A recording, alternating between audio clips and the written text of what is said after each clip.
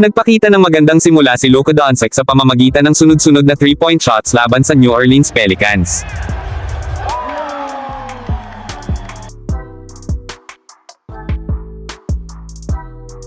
Samantala, si LeBron James ay malapit nang maabot ang kanyang 50,000 career points.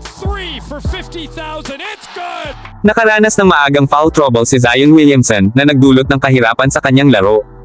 Sa laban ng Lakers kontra New Orleans Pelicans, 1 puntos na lamang ang kailangan ni LeBron James para maabot ang 50,000 career points.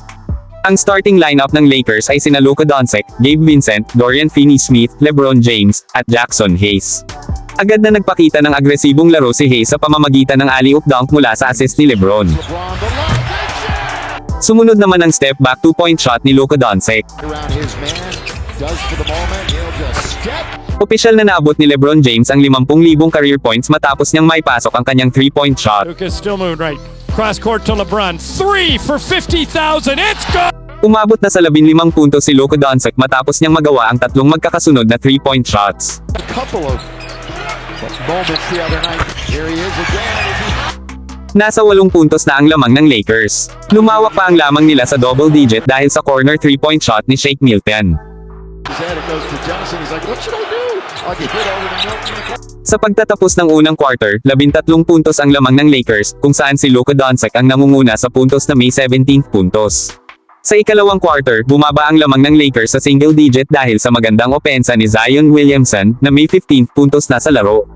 Gayunpaman, napilitang umupo sa bench ang star player ng Pelicans matapos magkaroon ng kanyang ikatlong foul sa 7-minute mark ng ikalawang quarter. Umabot na sa 8 puntos si Hayes mula sa lob pass ni LeBron.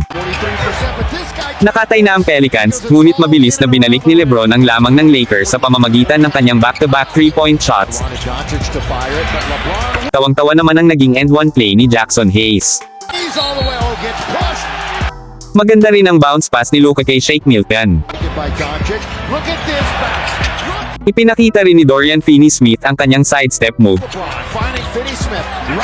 At bago matapos ang first half, nagawa pa ni Luka ang isa pang 3-point shot. Natapos ang unang kalahati ng laro na may 10 puntos na lamang ang Lakers.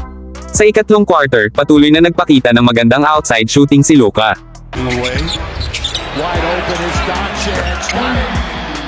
Natuwa naman si Austin Reeves sa magandang play ni Dalton Knecht at LeBron James. Umabot na sa 20 puntos ang lamang ng Lakers matapos sa layup ni Luka Doncic. Nagkaroon naman ng tensyon sa laro matapos hindi magustuhan ni Jared Vanderbilt ang ginawa ni Bruce Brown kay Dalton Knecht. Na-posterize naman ni Zion Williamson si Trey Jemison.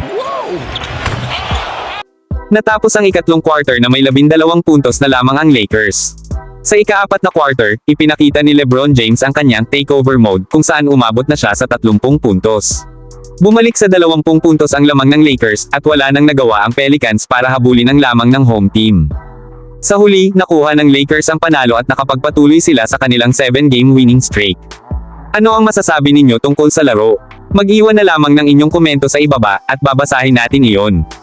Maraming salamat!